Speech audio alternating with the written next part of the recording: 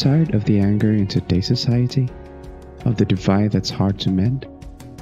Well, don't worry, you're not alone. Because there are so many people out there who are actually working to help make humanity closer. And we at New City Press Philippines offer a platform for true dialogue.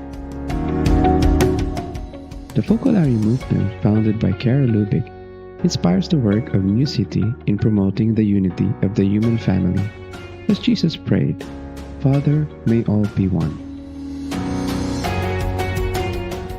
First issued in June of 1966, today New City publishes a variety of books and 10 issues of New City magazine each year, with award-winning articles on some of today's most challenging topics, whether about the abuse crisis, the economy, ecology, and more. New City magazine readers, friends, and supporters come from various faith, cultural, and political backgrounds. New City gives an avenue for all perspectives to be represented and conveys hope that a real city and community of people could live together in friendship and cooperation. New City highlights the positive impact made by ordinary and extraordinary people who have accepted the challenge of bringing unity into their families, cities, and workplaces. And if you wish to join us in our mission to spread the culture of unity, you can support us by subscribing to New City. It's simple to find us. You can visit our website at newcityph.net.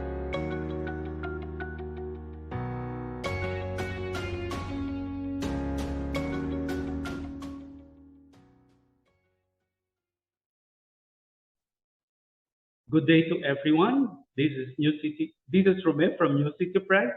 Again, we are here in the episode of interview series. This afternoon, we are happy to have Mr. Carlito Villaraza and his wife, Edna Villaraza. The title of this interview is Living Synodality, a dialogue open to all. Carlito and Edna Villaraza shared their experience of synodality in their work to promote unity and dialogue among the members of an ecumenical group in Antipolo, Rizal. Here is the first question. Can you share something about your family and your involvement in the ecumenical dialogue? We have been married for 43 years and have 2 children, Joy, a special education teacher, and Aldo, a chef. Putting into practice the spirituality of communion of the Focolare movement has awakened in us love and passion for the church and a deep appreciation of those from other Christian traditions, our sisters and brothers in Christ. Our previous bishop, Most Reverend Gabriel B. Reyes, having such great confidence in the Focolare movement, entrusted the Diocesan Commission on Ecumenical Affairs and Interreligious Dialogue to the movement. And so did our current bishop, Most Reverend Francisco de Leon. Our Focolare community, Antipolo, has been actively involved in ecumenism since the 1990s, but the official Rizal Ecumenical Movement, REM as it is called, was established only 5 years ago, in 2017, with 8 member churches: the United Methodist Church, the United Church of Christ in the Philippines, the Iglesia Filipina Independiente, also called Agripayan Church, the Episcopal Church of the Philippines, the Iglesia Unida Ecumenical, the Apostolic Catholic Church, the Salvation Army, and the Roman Catholic Church. Can you describe for us this work of yours with the Rizal Ecumenical Movement? How has the spirituality of unity helped you move ahead in this endeavor? It has been a dialogue of life, prayer, and action, walking, praying, and working together with our sisters and brothers from different Christian churches. We encountered many challenges in this journey of ecumenical dialogue. Among them are negative perceptions and biases due to ignorance and apprehension at the sort of proselytism and conversions. Having been molded in the spirituality of unity, we understood that the only thing that matters is to love. And if we are loved, God is present, and He is able to accomplish His plan of love on each one and for every church. There is more openness among all and deep respect for each person and his or her faith tradition. We began to better appreciate the beauty of each one and the gift that he or she is to us. Our meetings are becoming more and more a family gathering, and we realized that our diversity, instead of creating disunity among us, paves the way to harmony. People have come and gone, but the relationship of love that unites us into one family remains and has deepened. Loving the other churches as our own made us sensitive to their needs, purified our love, and made it more concrete. The other churches, in turn, developed a special love for the Catholic Church and have gone beyond the hurts of the past because they felt accepted and loved. Differences very often can cause fractures in relationships. Do you have a formula or secret in maintaining a harmonious relationship among the members of REM? Can you share some concrete experiences of how you build unity among you? Working for ecumenical dialogue meant establishing personal relationships, respecting and accepting one another, listening to them, accompanying them, and making them feel part of the family. It meant opening our homes to them, being there for them, especially in difficult moments, and praying for them. We focused on loving them concretely and not on the negative things that can lead to judgments and division. Through our efforts to live an authentic life, our brothers and sisters from other churches understood that the gospel is not only something to be studied and meditated on, but also to be lived. They told us, "You walk the talk." Relationships deepened and mutual trust developed, favoring communion. From spiritual experiences to generous sharing of what we have, no matter how little it may be. Someone came to our ecumenical worship with 2 boxes full of fresh fish he had caught in the lake fishing the whole night. His wife cooked the fish to share with everyone. They felt our love in a previous meeting when we brought them to a place where they can take a ride back to their town, even if it was out of our way. One of us from the community, a catechist, didn't want to participate in the activities. One time, we invited her to share rice for lunch during an ecumenical liturgical celebration. She planned to come only for lunch. After witnessing the mutual love among people of different Christian churches, her prejudices disappeared and she started working with us for ecumenism. A young church worker of another church shared with us his journey, his difficult past, and his trying to understand his vocation.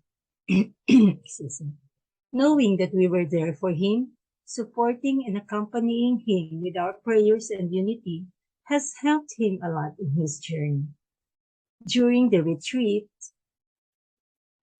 he shared that he had received a special grace of forgiveness and the new start, which also helped him understand that he is called to the priesthood. He finished his studies last April 2022. A priest of another Christian church who was going through a very difficult moment was ostracized and suspended from his priestly ministry for a year. Though downhearted, he found the courage to share with some of us his suffering, despite it being something delicate. We listened, making him feel that we were there for him, accompanying him with our prayers and unity. We would visit him, spending time with him, just to listen to his experiences. He told us that he drew strength from our love. He is now in another diocese, but the unity remains, and he brings with him the love built among us. The ecumenical movement in many parts of the country manifests great interest in forging unity among the various Christian churches. In particular, it shows so much support in bringing ahead the various activities during the week of prayer for Christian unity. How did you work with the rest of the REM last year in celebrating 500 years of Christianity in the Philippines? In 2021, the opening celebration of the Week of Prayer for Christian Unity was entrusted by the Catholic Bishops' Conference of the Philippines to the Rizal ecumenical movement with only a few days to prepare. We accepted it only out of love for Jesus and the Church, well aware of the challenges this commitment would entail. But we felt that God would do the rest, even what seemed impossible for us. Everyone worked giving their all, trying to involve more people, seminarians, ecumenical groups, the youth, other dioceses, etc. Those from the other churches felt the welcoming embrace of the Catholic Church. It has been an extraordinary and wonderful experience of reciprocal love among us. The pastors even suggested that Mary be included in the procession, together with the Bible and the cross.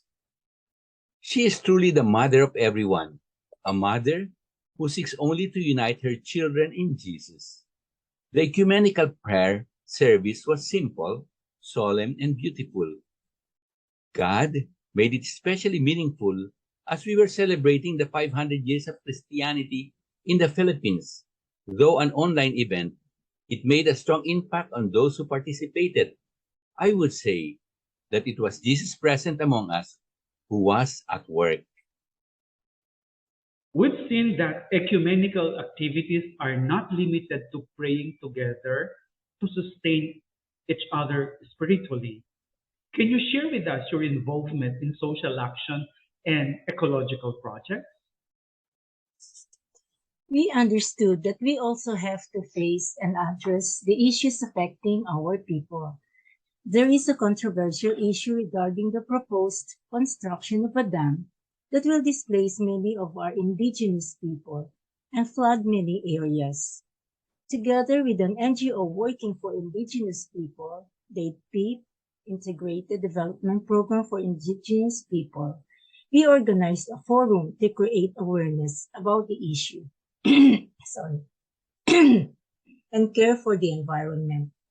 Part of the program was a scientific presentation about earthquakes, an important factor to consider in the study of whether or not dams should be constructed in a certain place.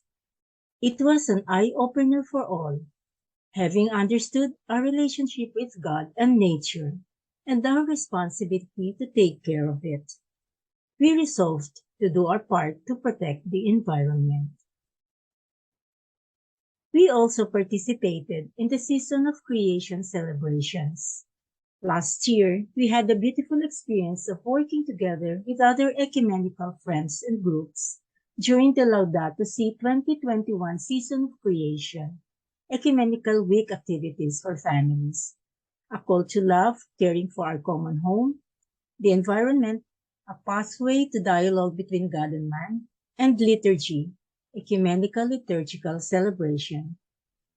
For the Laudato Si Week celebration, 2 of our pastors from different churches participated online in the International Interfaith Festival by giving a solidarity message and an interfaith prayer.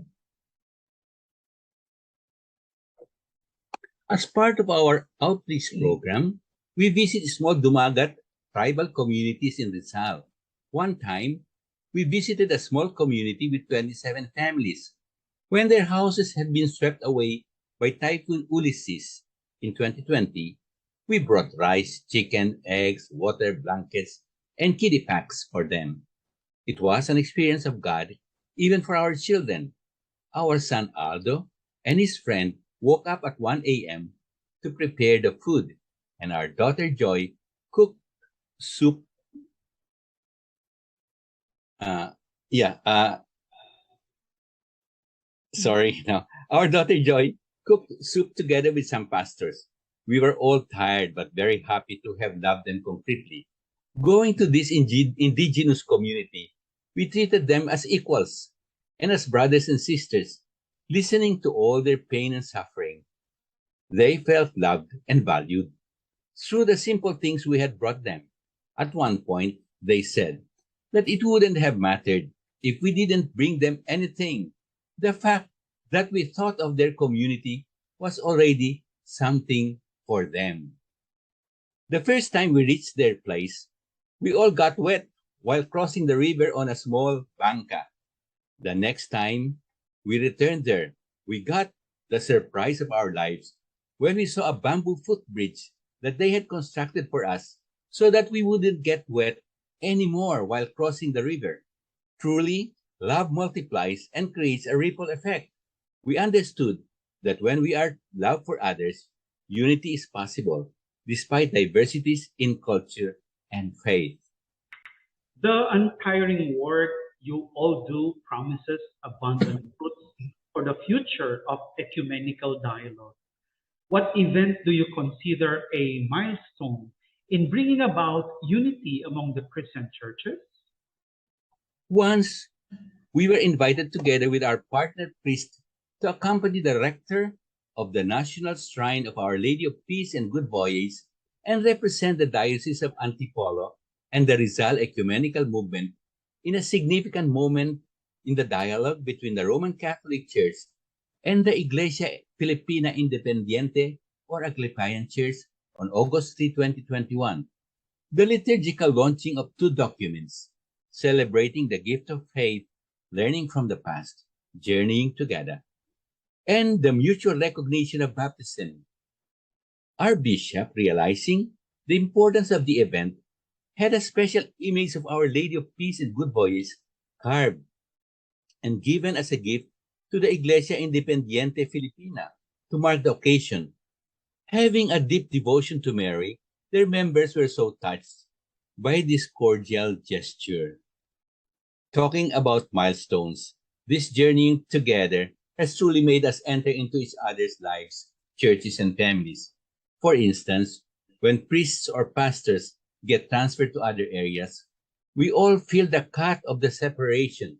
However, we know that love remains and that they bring with them Jesus, the presence of Jesus we had built together by loving one another, sharing our joys and pains. Thus, God continues to be at work in their new assignments. How would you sum up your experiences of ecumenical dialogue? We realized that this journeying together in the dialogue of life, walking, praying, and working together towards the light with our brothers and sisters of other Christian denominations are occasions to put into practice the commandment of Jesus, to love one another as he loved us, and be a family with them, to live as one church and help one another become better Christians, better Methodists, better Aglipayans, better Catholics, and together reach out to embrace the sufferings of humanity around us, to realize the desire of Jesus that they may all be one. Thank you very much for these wonderful experiences you had on the ecumenical dialogue.